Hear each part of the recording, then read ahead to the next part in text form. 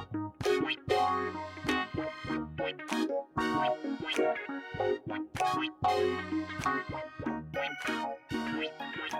back, everyone. Einstein's Eyes, our YouTube channel.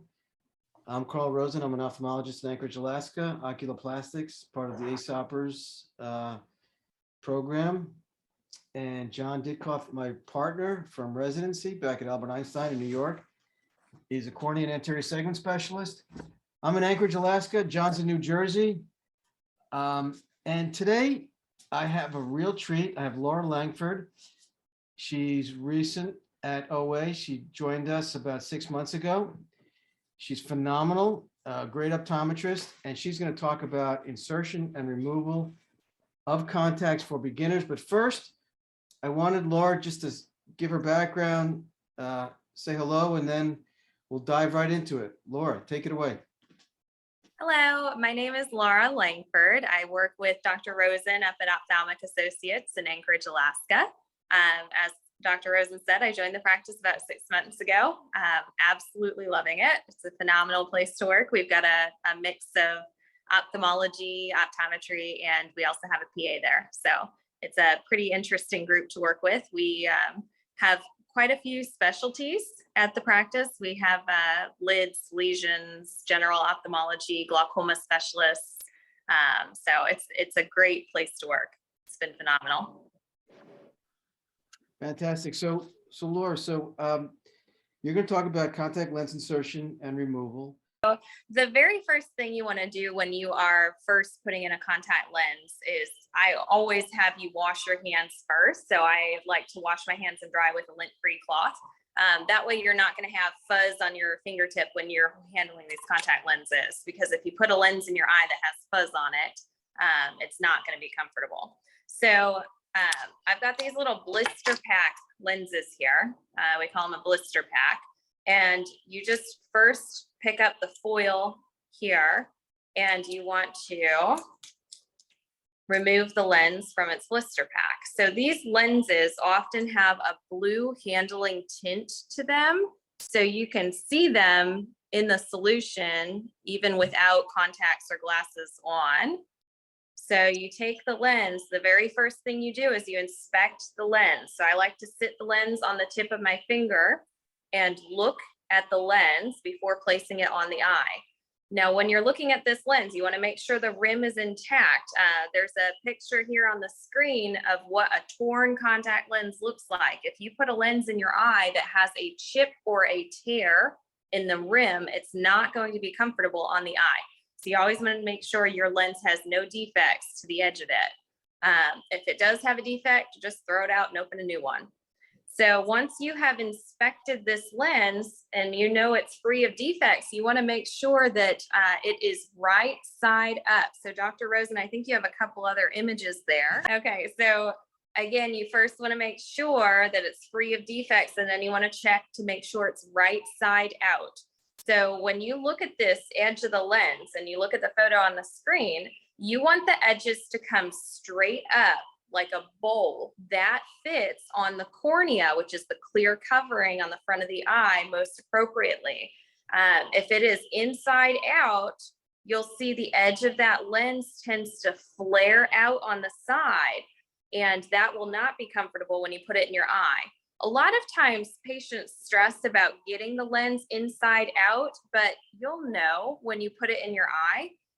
If it's uncomfortable and it's moving around quite a bit and it's not sitting centered on the eye, it's probably inside out. Just take it out, flip it around, and place it back on the front of the eye. Another way to tell if the lens is right side out or inside out is what we call the taco test. And there's another image on your screen there. If you pinch the edge of the lens when it is right side out, it will roll up like a perfect little taco. If you try to pinch the edge of the lens, if it is inside out, it resists rolling up and it does not look like a taco shell. Once you have the lens on the tip of your finger and you're sure that it's right side out, not inside out, and it doesn't have any defects on it, you can go ahead and place it on the surface of the eye. I find the most success when I get control of my eyelids. So I I am right-handed. I place the lens on my right pointer finger, and I get control of my upper eyelid with my non-dominant hand. I like to just grab my eyelashes and pinch them up against my upper orbital rim there.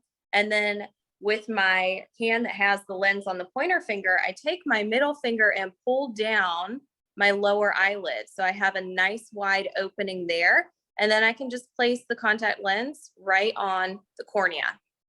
And when you first put it on the eye, you want to make sure that your finger's not too damp. Any extra moisture on the tip of your finger tends to hold on to that lens. So again, it's nice to have a lint-free cloth handy so that you can just dry your finger, and the lens is going to stick right to your eye rather than your finger. So the next thing we're going to talk about is taking out that lens. So I like to use a mirror, and I look directly into the mirror. That lens acts as a little bit of a buffer or a cushion. Your cornea usually is very sensitive to things touching your eye, but you can touch your cornea with that contact lens on there because it cushions. And so I just touch the lens, drag it down onto the white part of my eye, and looking in the mirror, again, because of that blue handling tint, you can see the edge of the lens there. And I just take the pads of my finger and pinch the lens right off the surface of my eye. And very similar for the other eye, I will use the same because I'm so right-handed dominant. I like to use my right hand again for the left eye. And I will just take my non-dominant hand to pinch up my eyelashes and my top lid, get control of that lid, pull down my lower eyelid, and place the lens right on the surface of the eye. Can I ask one question? Go ahead. So I know my philosophy, but what do you tell your patients that want to wear their contacts overnight? I do not, even the ones that are FDA approved for overnight wear, I don't like having a contact lens on the eye overnight. So if you close your eyelid over that piece of plastic on top of the eye, it's just another barrier for oxygen.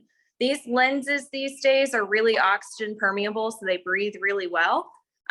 But you're not getting perfect oxygenation to the cornea when you have your lens on the eye and your eyelids open. So if you close your eye over top of that piece of plastic, you're just getting less oxygen through. And these lenses, they are very soft, very pliable. You saw with the taco test, they pinch and roll right up. But that also means the plastic is very porous and it holds on to bacteria. And having that environment of your closed eyelid with no oxygen overnight and the bacteria in those pores, it's just a breeding ground for bacteria, and it leads to infections and ulcerations. So I do not like contact lens wear overnight. I agree with you. I tell my patients it's like driving 80 miles per hour on the highway every day, meaning you might get away with it once, twice, 4 times. And then you might get a ticket, or you might just get a mild infection. You might really get something really serious. I've seen people lose vision from that. Yes. So yeah, I completely agree with you. Yeah. And a lot of times they have these daily disposable contact lenses, and that's what I wear, and I really like them. Then you don't have to worry about caring for them, cleaning them, storing them in a clean case overnight. You just take them out at the end of the day and you throw them away. People are worried about waste with the plastic and the cardboard boxes they come in, but these are actually recyclable. So the cardboard boxes go right in your municipal recycling.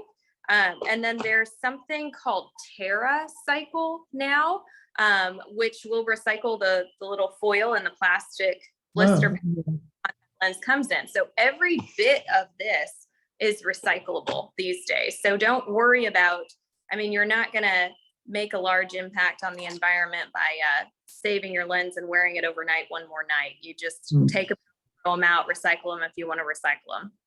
See, John, you can be socially responsible. Exactly. That's right. We'll buy and sell carbon credits in the office. Oh man. You can TerraCycle in New Jersey. You know, just so you know, I'm a councilman in my town, and I served for many years on the environmental commission. So oh, there you go. This is we right. have an electric car show every year. We're really getting good in New Jersey. All right, John. Save the trees. Save the trees. Yes. All right, guys. So we'll see you on the next video. Thank you, Laura. That was fantastic. John, I'll Thank see you on the next one. And Laura, we're going to invite you back, okay? I'd love to come Yes, ma'am. back.